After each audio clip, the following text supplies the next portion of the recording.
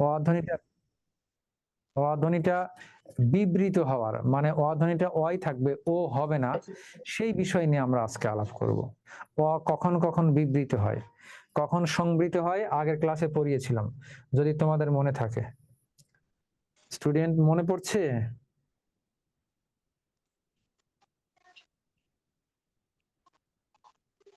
কথা বলো। জি স্যার। হ্যাঁ, তো আমরা এই যে আজকে দেখব, তোমাদেরকে যে শীট দিয়েছি, এই শীটের 2 নম্বর নিয়মটা, বাংলা আদ্য অধ্বনি বিবৃত বিবৃত উচ্চারণের 5টি নিয়ম লেখো। অর্থাৎ অধ্বনি কখন কখন বিবৃত হবে। গত ক্লাসে কিন্তু আমরা তোমাদের শিখিয়েছিলাম যে অধ্বনি কখন কখন সংবৃত হবে। সংবৃত মানে সে ও হয়ে যায়।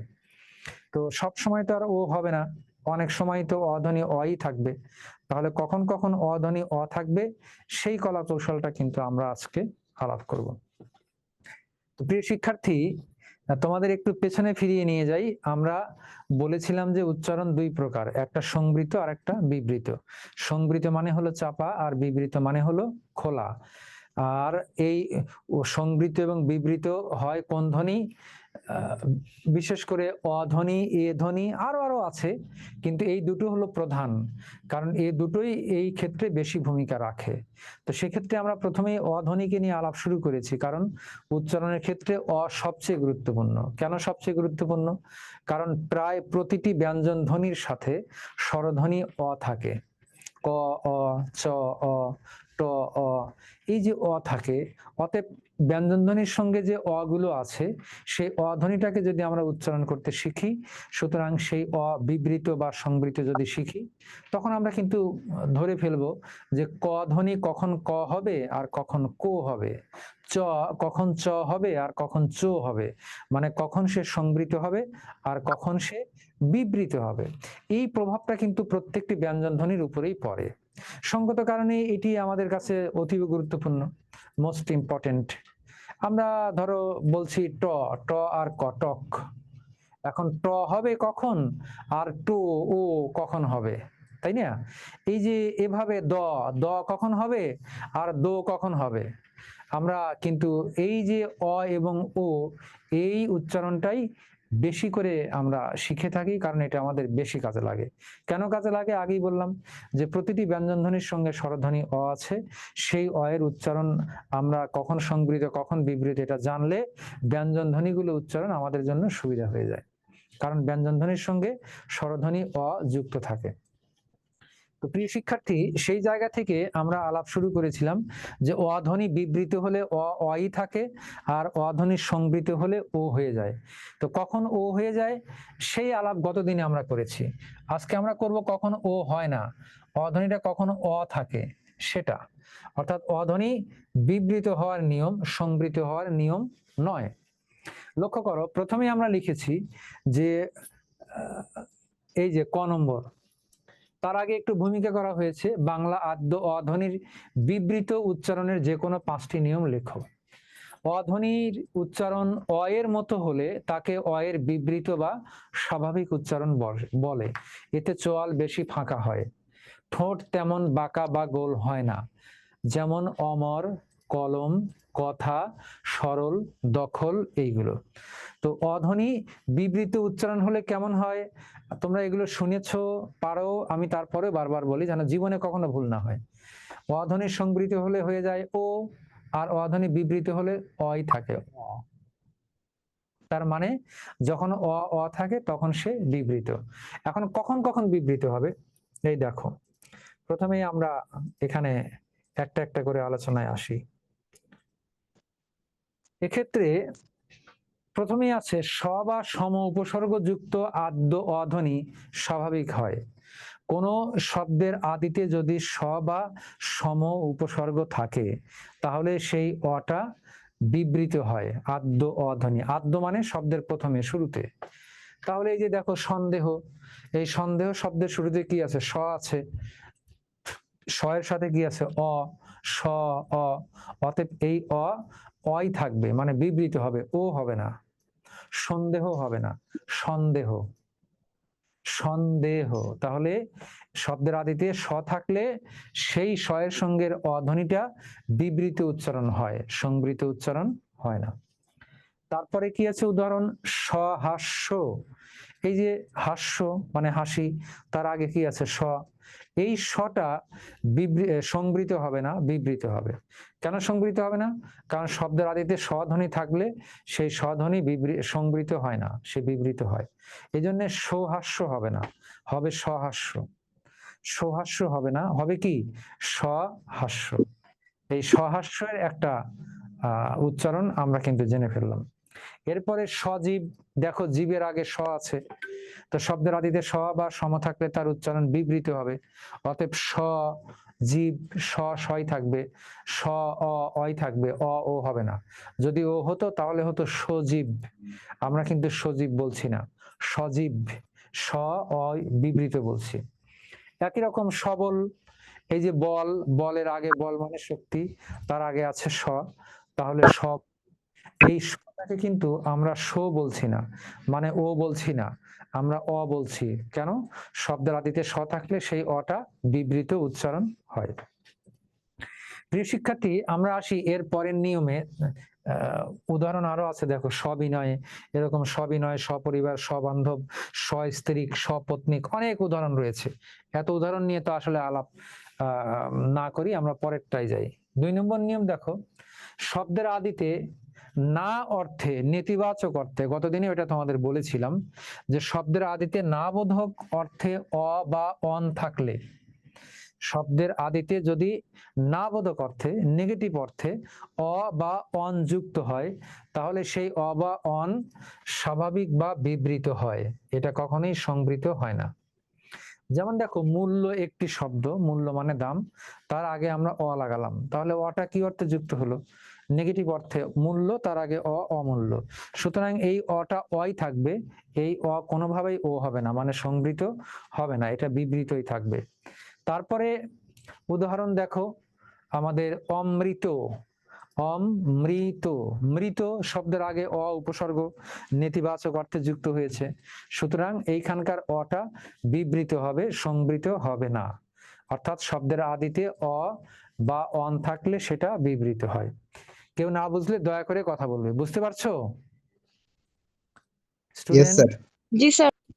Good, thank you. আচ্ছা, এরপরে দেখো একই রকম অনিয়ম, অনাগত, অ বা অনা থাকলে সেই অটা বিবৃত হবে, সংবৃত হবে না। তারপরে নিয়ম দেখো, স্বভাবতই কিছু শব্দের আদ্য অয়ের উচ্চারণ স্বাভাবিক বা বিবৃত হয়। এমন কিছু শব্দ আছে যে শব্দগুলো স্বভাবতই এর আদ্য অ গুলো বিবৃত হয়, এর আর কোনো নিয়মের প্রয়োজন হয় না। যেমন জল, তারপরে সরল, তারপরে দখল, কথাটা অবশ্যই একটা নিয়মে পড়ে, কথাটাকে বাদ দিয়ে দাও। তো জল, এই জল শব্দের শুরুতে কি আছে? জয়ের সাথে একটা অ আছে, তাহলে এটা আদ্য অ, এই অটা এখানে সংবৃত হবে না, বিবৃত হবে। কেন বিবৃত হবে? এর উত্তর হলো যে স্বভাবতই সে বিবৃত হচ্ছে, এমনিতেই, এর জন্য আলাদা কোনো সূত্র নেই বা আলাদা কোনো সূত্রের প্রয়োজনও নেই। আমি কি বোঝাতে পারলাম? Yes sir. গুড। তাহলে এই যে জল, জলের জ অ, এটা স্বভাবতই কি ধ্বনি? আমাদের বিবৃত অ। এরপরে সরল, স, যদিও এর আগে স ছিল, কিন্তু এই সটা হচ্ছে শব্দের সরল, কারণ ওখানে স ছিল হলো শব্দের আগে অতিরিক্ত। বান্ধব, তার আগে স, সবান্ধব। পত্নী, তার আগে স, সপত্নী। পরিবার, তার আগে স, সপরিবার। আর এখানে শব্দের আগে নয়, শব্দের বানানেই স আছে, সরল, তাহলে এই সটাও বিবৃত হয়ে যাচ্ছে। একই রকম দখল, এটাও বিবৃত হয়ে যাচ্ছে। কথা নিয়মে পড়ে, কথাকে এখান থেকে কেটে দাও। আমরা ঘ নম্বরে যাই। একাক্ষর শব্দের আদ্য অ স্বাভাবিক বা বিবৃত হয়। শব্দটি যদি একটি অক্ষর হয়, শব্দটি একটি অক্ষর হলে, একটি অক্ষর তো তোমরা জেনে গেছো, মানে মনোসিলেবাল। শব্দের যদি একটি সিলেবাল থাকে বা একটি অংশ থাকে বা একটি পার্ট থাকে, তাহলে সেই শব্দের আদ্য অ বিবৃত হবে, সেটা সংবৃত হবে না। আমি কি বোঝাতে পারলাম? যেমন দেখো, এই যে আমরা এখানে পেয়ে গেছি নদ, তারপরে টব, তারপরে সব, তারপরে রব, এই যে নদ, টব, রব, সব, এগুলো একাক্ষর শব্দ। এখানে একটি অক্ষর আছে, বেশি অক্ষর নেই, দুটি বা তিনটি অক্ষর নেই। তাহলে একটি অক্ষরযুক্ত শব্দের আদ্য অ সেটা কি হবে? বিবৃত হবে, সংবৃত হবে না। আচ্ছা, এরপরে নিয়ম কি? আদ্য অ এর পরে অ আ থাকলে আদ্য অ বিবৃত হয়। আদ্য অ এর পরবর্তীতে যদি অ বা আ থাকে তাহলে আদ্য অ বিবৃত হয়। যে কথাকে এখানে আনতে বললাম, কথা। দেখো পরবর্তী ব্যঞ্জনে থয়ের সঙ্গে আকার আছে, থয় আকারে থা। যেহেতু থয়ের সঙ্গে আকার আছে, থয় আকারে থা, তাহলে ক অ যে ছিল এই অটা অই থাকবে, বিবৃতই থাকবে, এটা ও হবে না। একই রকম যত, তাহলে জয়ের পরে যে অ আছে সেই অটা অই থাকবে, সেই অটা ও হবে না। একই রকম কত, তাহলে কয়ের পরে যে অ আছে সেই অটা অই থাকবে, সেই অটা ও হবে না। আমি কি বোঝাতে পারছি? এভাবে আমাদের আদ্য অয়ের পরবর্তী ব্যঞ্জনে, অ এর পরবর্তী ব্যঞ্জনে যদি অ বা আ থাকে তাহলে আদ্য অ বিবৃত হয়, সংবৃত উচ্চারিত হয় না। এই হচ্ছে আমাদের আদ্য অ বিবৃত উচ্চারণ হওয়ার 5টি নিয়ম। আদ্য অ বিবৃত উচ্চারিত হওয়ার 5টি নিয়ম তোমাদের পড়ালাম। এখন এই 5টি নিয়ম একবার দেখো, কোনটা বোঝা যায় না আমাকে জিজ্ঞাসা করো। প্রিয় শিক্ষার্থী, পড়াটা ক্লিয়ার করতে হবে। অনেক কিছু পড়ালাম কিন্তু তুমি কিছু পারলে না, সেটা হবে না। এই জন্য তুমিও একটু মনোযোগ দিয়ে দেখো, বোঝার চেষ্টা করো। কোন উদাহরণ বা শব্দ বা কোন নিয়ম বোঝা যাচ্ছে না আমাকে জিজ্ঞাসা করো।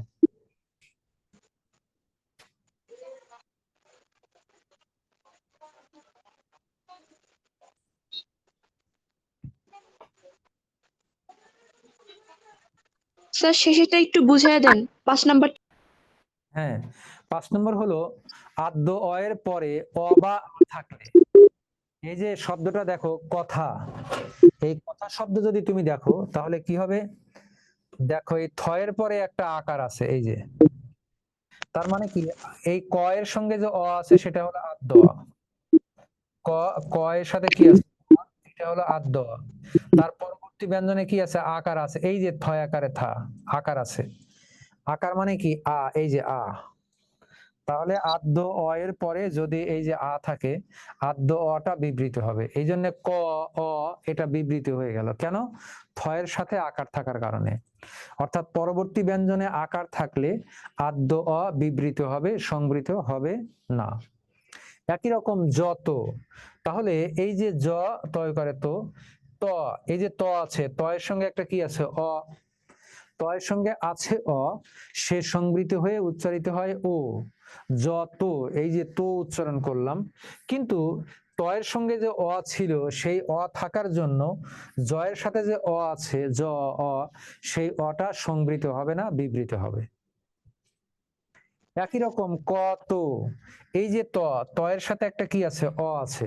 অতএব পরবর্তী ব্যঞ্জনে অ থাকার কারণে তার আগের অ, ক অ, এই অটা বিবৃত হবে, সংবৃত হবে না।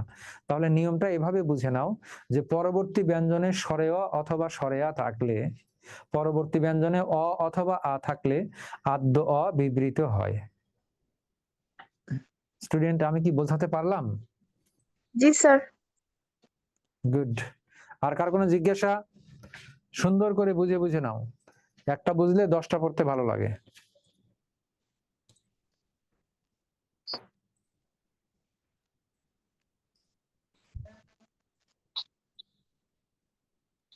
Clear sir. তাহলে আমরা সামনে যাই, আস্তে আস্তে দেখি কি হয়।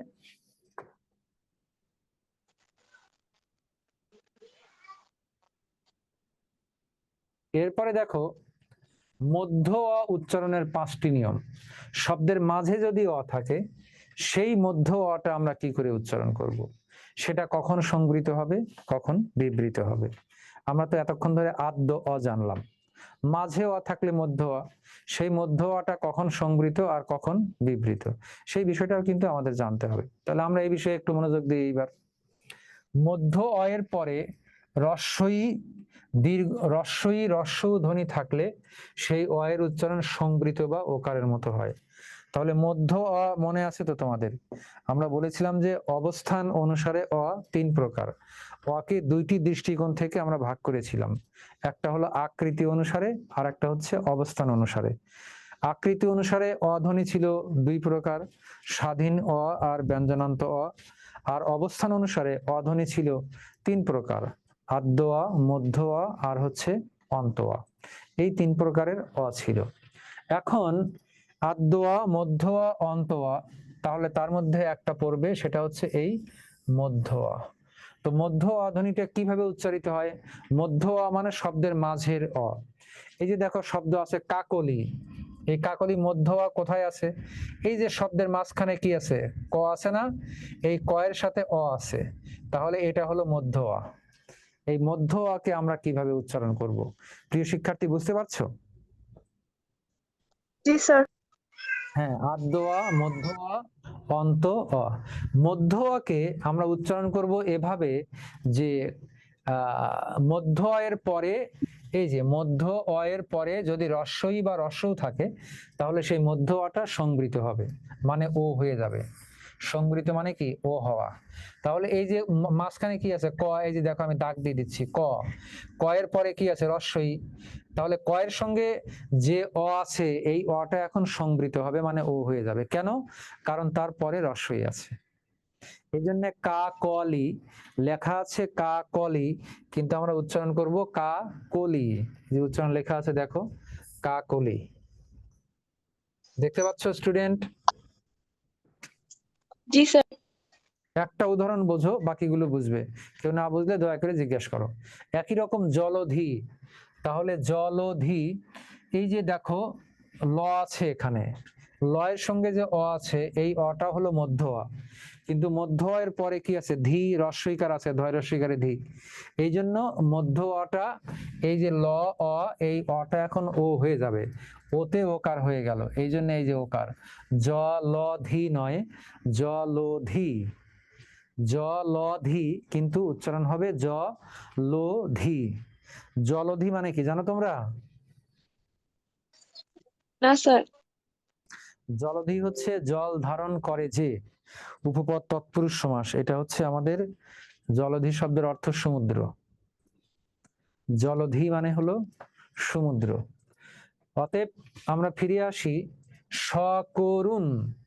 স এর পরে কি আছে? ক। তার মানে ক এর সঙ্গে যে অ আছে, এটা হলো মধ্য অ। ক ধ্বনিটা কোথায় আছে? শব্দের মাঝে। অতএব ক এর সাথে যে অ আছে, সেই অটা হলো আমাদের মধ্য অ। মধ্য অ এর পরে কি আছে? রস্বউকার আছে, এই যে র এর সঙ্গে রস্বউকার। সেই কারণে ক এর সঙ্গে যে অ আছে, সেই অটা ও হয়ে গেল। সকরুণ, সকরুণ নয়, করুণ নয়, করুণ। অর্থাৎ কটা কো হয়ে গেল, মধ্য অটা সংবৃত হয়ে ও হয়ে গেল। অতএব শব্দ উচ্চারিত হচ্ছে সকরুণ। স্টুডেন্ট, আমি কি বোঝাতে পারছি? জি স্যার। ছাত্র আজকে এত কম কেন? ঘটনা কি?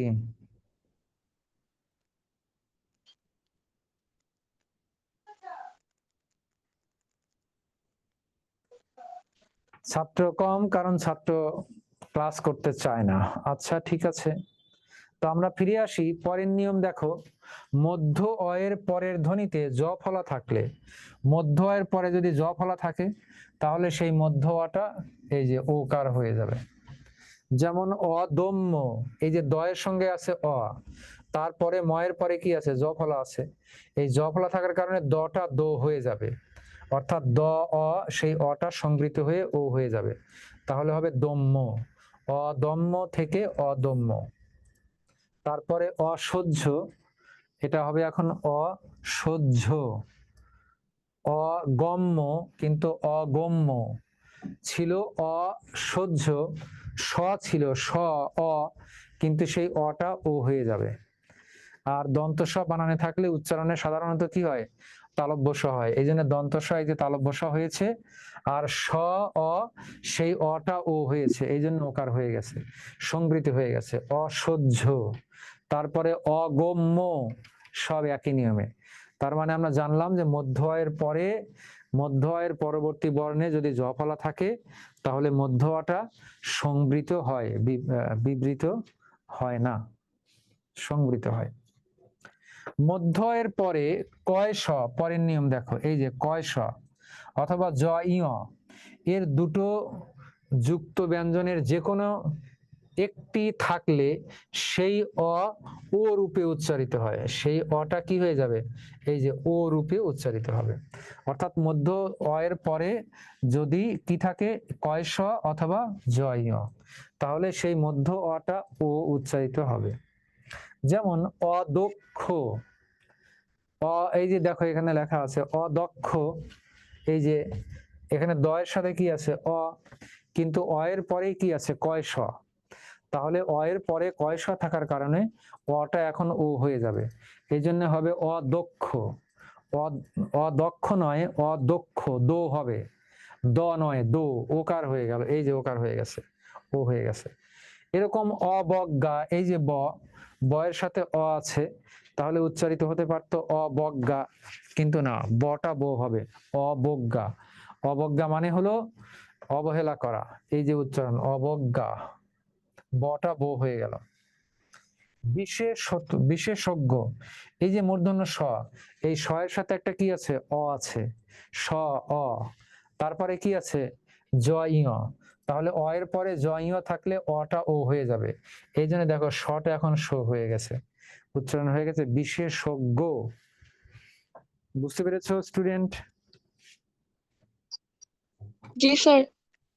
হ্যাঁ, এখন বলো তো যে বিশেষজ্ঞতে কেন চন্দ্রবিন্দু হলো, বলতে পারে?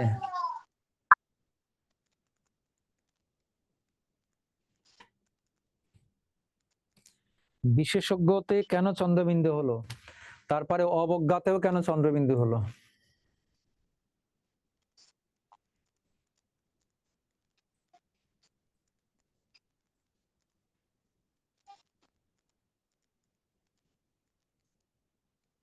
কে বলতে পারছো না?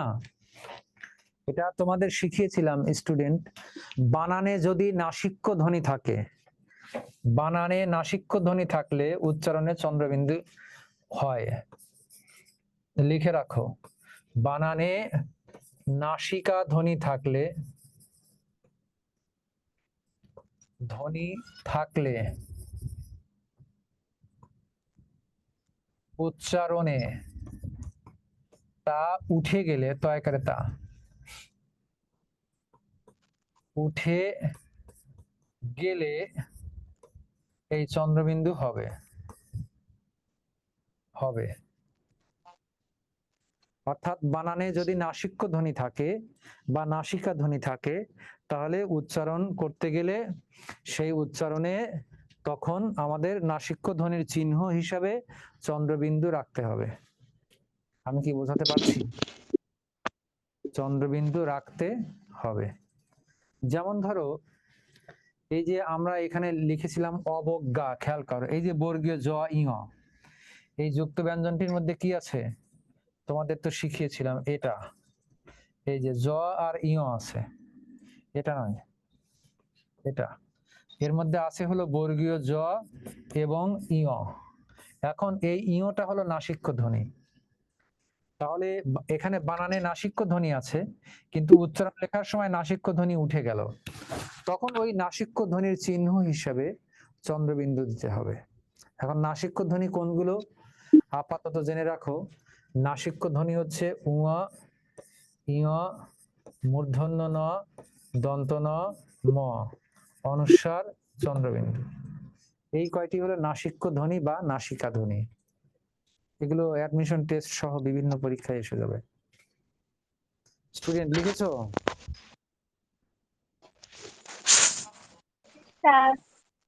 বলো। হ্যাঁ, তো মজার শব্দ দেখাই তোমাদের, দেখো এই যে দেখো চন্দ্র, চন্দ্র থেকে শব্দ কি হয়েছে বলো তো? চাঁদ। চন্দ্র শব্দ হয়েছে কি চাঁদ, একটু বোঝো, সারা জীবন কাজে লাগবে। এই যে চন্দ্র বানানে এখানে ছিল ন, তারপরে হলো এটা দ, তারপরে র ফলা। তো আমরা এই ন কে ধরি, নটা কোন ধ্বনি? এই যে ন, নাসিক্য ধ্বনি। এখন চন্দ্র থেকে যখন চাঁদ হয়েছে, খেয়াল করো, এই যে চাঁদ, তখন চাঁদে কি এই দন্ত ন আছে? কথা বলো। নাই। সুতরাং মূল শব্দে এই যে দন্ত ন ছিল, দন্ত ন কি ধ্বনি? নাসিকা ধ্বনি। মূল শব্দে নাসিকা ধ্বনি ছিল। এখন পরের শব্দে এখানে চাঁদ যখন হয়েছে, তখন নাসিকা ধ্বনি উঠে গেছে। কিন্তু উঠে গেলে তার একটা স্মৃতি রাখতে হবে, সেই স্মৃতি হিসাবে এখানে চন্দ্রবিন্দু দিয়ে দিতে হয়। চাঁদ, চন্দ্রবিন্দু ব্যবহারের এটা একটা চমৎকার কৌশল। আশা করি পাবে না যত যেখানে সেখানে। যে কোন শব্দে চন্দ্রবিন্দু হবে, তখন তার মূলটাকে দেখবে, যে মূলে যদি নাসিক্য ধ্বনি ছিল, এই শব্দে নাই, তাহলে মূলের নাসিক্য ধ্বনির চিহ্ন হিসাবে চন্দ্রবিন্দু ব্যবহার করতে হয়। তো সেই কারণে দেখো, এখানে ছিল অবজ্ঞা, এই যে বর্গীয় জ এবং ইয়, এগুলো নাসিক্য, ইয়টা নাসিক্য ধ্বনি, সেই ইয়র চিহ্ন হিসাবে এখানে এই যে চন্দ্রবিন্দু ব্যবহার করা হয়েছে। Are you clear? Yes sir. Good.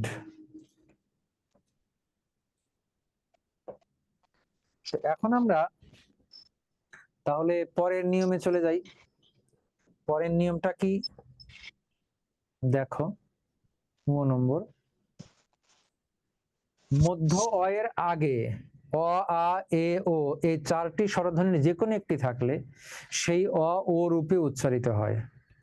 মধ্য এর আগে যদি এই চারটির যে কোনো একটা থাকে, চারটা কি কি? এই যে অ, আ, এ, ও, তাহলে সেই চারটি স্বরধ্বনির যে কোনো একটি থাকলে সেই অটা কি হবে? ও হয়ে যাবে। এই যে অটা ও রূপে উচ্চারিত হবে। যেমন কমল, এই যে দেখো কমল, এখানে মধ্য অ হলো ময়ের সঙ্গে যে অ আছে সেটা হলো মধ্য অ, ময়ের সাথে যে অ আছে সেই অটা হলো মধ্য অ। তাহলে সেই অ, তার আগে কি আছে? ক, ক এর সাথে কি আছে? অ। তাহলে শব্দের আদিতে ক এর সঙ্গে অ থাকার কারণে মাঝে ময়ের সঙ্গে যে অ আছে সেই অটা এখন ও হয়ে গেল, মানে সংবৃত হয়ে গেল, এই জন্য হয়ে গেল কমল। আমি কি বোঝাতে পারছি? মধ্য অ এর আগে, মধ্য অ এর আগে যদি এই চারটি ধ্বনি স্বরে অ, স্বরে আ, এ, ও, এই চারটি ধ্বনি থাকে, চারটির যে কোনো একটি থাকে, তাহলে সেই আমাদের মধ্য অটা সংবৃত হয়ে ও হয়ে যাবে। একই রকম দেখো কানন, অতএব কাননের কানন, এখানে কয়ের সঙ্গে কি আছে? আকার, তারপরে আছে ন, কয়ের নয়ের সঙ্গে যে অ আছে সেটি হলো মধ্য অ। কানন, তাহলে ন, অ, সেই অটা সংবৃত হবে। কেন সংবৃত হবে? কারণ তার আগে কয়ের সাথে আকার আছে। মধ্য অয়ের আগে এ থাকলে, হ্যাঁ, এ মানে তো অ, আ, এ, ও, তাহলে এখানে আছে আকার, আকার মানে আ, আ আছে, মধ্য অয়ের আগে আ আছে, অতএব মধ্য অটা সংবৃত হবে।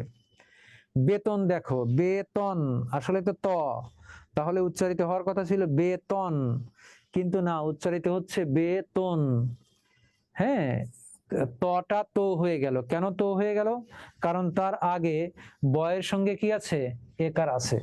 এই যে একার, একার থাকার কারণে তটা তো হয়ে গেল, সংবৃত হয়ে গেল। ওজন, এই যে ও থাকার কারণে জটা জো হবে, ওজন। তার মানে মধ্য এর আগে এই চারটি ধ্বনি যদি থাকে, কি কি?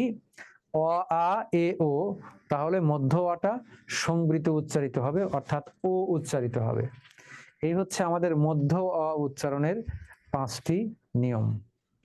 তোমরা একবার পড়ো দেখি, কি বোঝো না আমাকে মন খুলে জিজ্ঞেস করো।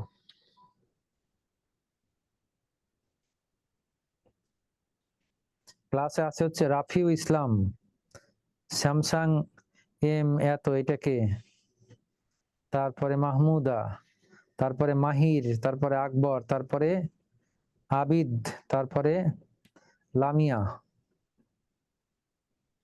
গুড, তোমাদের ধন্যবাদ।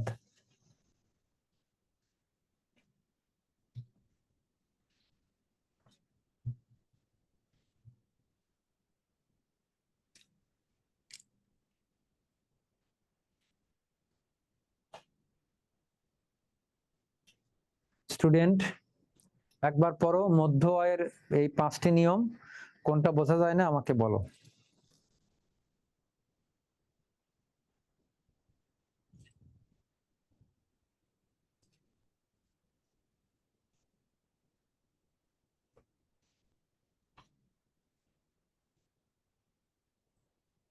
ফোন নাম্বারটা একটু বলে দেন।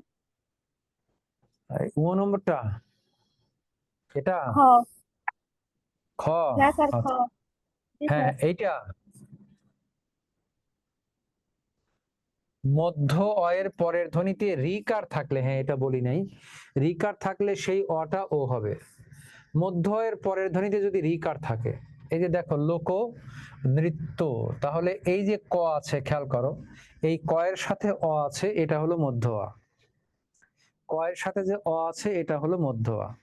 এখন মধ্য আয়ের পরবর্তী ব্যঞ্জনে কি আছে, এই যে নয় রিকারে নৃ আছে, এই রিকার থাকার কারণে ক এর সঙ্গে যে অ আছে ক অ, সেই অটা ও হয়ে যাবে। তাহলে লোক নৃত্য নয়, লোক নৃত্য।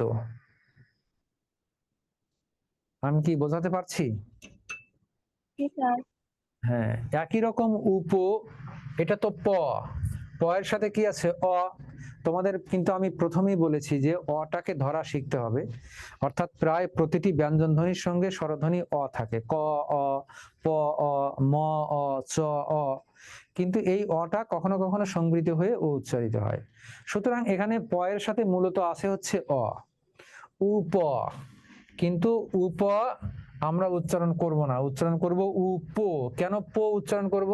কারণ তার পরের বর্ণে রিকার আছে, রিকার থাকার ফলে প ধ্বনিটা, প এর সাথে যে অ ধ্বনি আছে সেই অটা সংবৃত হয়ে ও হয়ে যাবে, তাহলে হয়ে যাবে এখন উপ, পয়কারে প হয়ে যাবে, উপবৃত্ত। এই হলো আমাদের খ নম্বর নিয়ম, যে মধ্য আয়ের পরবর্তী ব্যঞ্জনে রিকার থাকলে মধ্য অটা সংবৃত উচ্চারিত হয়, বিবৃত উচ্চারিত হয় না। দেখো আবার আর কোনো প্রশ্ন থাকলে বলো।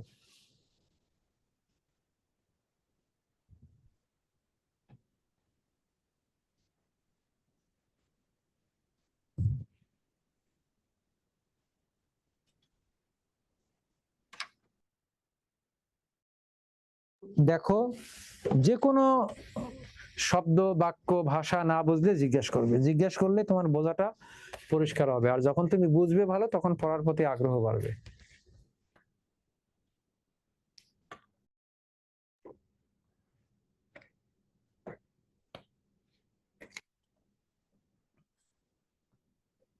কি আমাদের সিরাজগঞ্জের ছেলেটা আছে?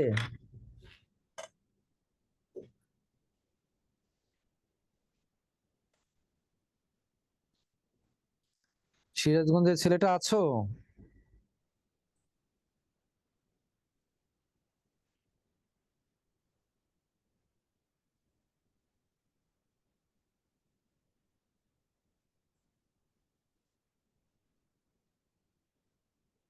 নাই।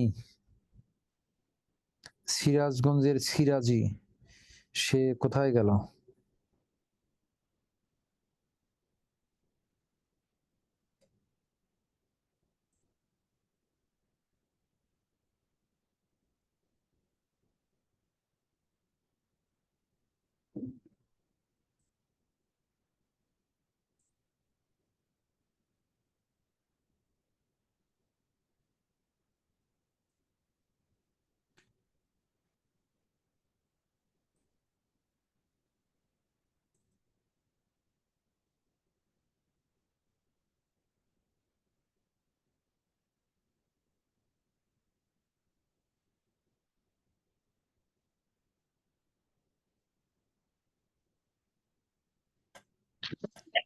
স্যার আপনি কোথায়? আপনাকে দেখা যাচ্ছে না কেন? আমি আছি, এখানেই আছি, বলো, প্রশ্ন করো।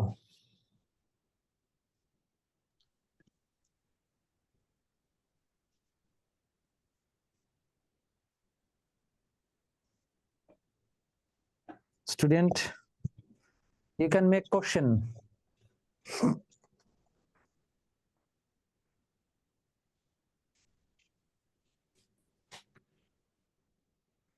মন খুলে জিজ্ঞাসা করো, আমি অল্প অল্প করে পড়াচ্ছি, ভয় নাই। টেনে একদিনে মোট শেষ করে দিলে হবে কি, তোমরা মাত্র কলেজে উঠেছো তো, এই হঠাৎ করে একটা এত বড় চ্যাপ্টার রপ্ত করাটা কঠিন। একটু আস্তে আস্তে পড়ো, ভয়ের কিছু নেই। আর মানুষের শিক্ষা লাভের কিছু প্রক্রিয়া থাকে, এই প্রক্রিয়াগুলো আমরা জানি না তো। আমরা মনে করি যে কোর্স শেষ করলেই বেঁচে গেলাম। কোর্স শেষ হলে তো তোমার শেষ হলো না, তুমি কতটা বুঝলে, কতটা আয়ত্ত করতে পারলে, সেটাই হলো মেইন কথা। এই পড়াটা তো একদিনের না, বিসিএস পর্যন্ত তোমার এই উচ্চারণ লাগবে, তারপরেও লাগবে। মানুষের সামনে কথা বলতে গেলে একটি শব্দের বারবার ভুল উচ্চারণ করলে লোকেরা তো হাসবে, তাই না? যেমন কিছু কিছু শব্দ মজার আছে, ধরে যে আমার এটাকে আমরা বলি জিহ্বা বা জিবা, এর শুদ্ধ উচ্চারণ হলো জিহ্বা, জিহ্বা। তারপরে প্রধান উপদেষ্টা দেশবাসীর প্রতি আহ্বান জানিয়েছেন, উচ্চারণ হলো আহ্বান, কিন্তু আমরা উচ্চারণ করি কি আহ্বান। তো এই কারণে এই উচ্চারণটি তোমাদের সারা জীবনের জন্য কাজে লাগবে। বড় হয়ে ডাক্তার হবে, বিজ্ঞানী হবে, ইঞ্জিনিয়ার হবে, ডিসি হবে, ম্যাজিস্ট্রেট হবে, বিচারপতি হবে, তখন তুমি যে এগুলো ভুলভাল উচ্চারণ করলে লোকেরা তোমার কথা শুনে হাসবে। সেই কারণে এই উচ্চারণ বিষয়টা শুধু যে পরীক্ষায় আসবে তা না, এটা আমাদের জন্য ব্যক্তি জীবনেও কাজে লাগে। আর শুদ্ধ উচ্চারণে সুন্দর করে কথা বলতে পারলে সব জায়গায় তোমার গ্রহণযোগ্যতা বেড়ে যাবে। সেই কারণে এটা ইম্পর্টেন্ট। এই জন্য আস্তে আস্তে তোমাদের পড়াচ্ছি, ভয়ের কিছু নেই। না পারলে মন খুলে বলবে। আর যারা ক্লাস করছে না তাদেরকে অনেক ধন্যবাদ, তাই না? কারণ তাদের লেখাপড়ার দরকার নাই, তাই তো? নাকি আছে? না স্যার, নাই। নাই, ইয়েস, থাকলে তো আসতো। তাদের লেখাপড়ার দরকার নাই, লেখাপড়া সবার দরকার নাই। ওই যে একটা কৌতুক পড়ো নাই, ছাত্র আর শিক্ষক। শিক্ষক বলেছে বলো তো বাবা, অনেক টাকা আর অনেক জ্ঞান তুমি কোনটা নিবা? ছাত্র বলেছে যে টাকা। শিক্ষক বলেছে আমি হলে কিন্তু জ্ঞানই নিতাম। তখন ছাত্র বলেছিল স্যার, যার যেটার অভাব সে সেটাই নেয়। অর্থাৎ সে বোঝাতে চেয়েছে যে মাস্টারের জ্ঞানের অভাব, এই জন্য মাস্টার পড়ুক, আমার জ্ঞানের দরকার নাই, আমি টাকা পয়সা নিয়ে থাকি। তো এখন যারা ক্লাসে আসছে না তাদের অনেক জ্ঞান আছে, তাদের আর জ্ঞানের দরকার নাই, এই জন্য তারা ক্লাসে আসছে না। যাই হোক, না আসলো সেটা বিষয় না, তোমরা একটু একটু করে পড়ে এগুতে থাকো। তো আমি এখনই ছেড়ে দেব, কারণ আমাদের 7টায় আর একটা ক্লাস আছে, সেটাই আবার অংশগ্রহণ করব। তো বলো, তোমাদের কোনো পরামর্শ, আলোচনা, ক্লাসগুলো করছো, আমরা করাচ্ছি, কোনো সমস্যা মনে হচ্ছে নাকি সম্ভাবনা মনে হচ্ছে?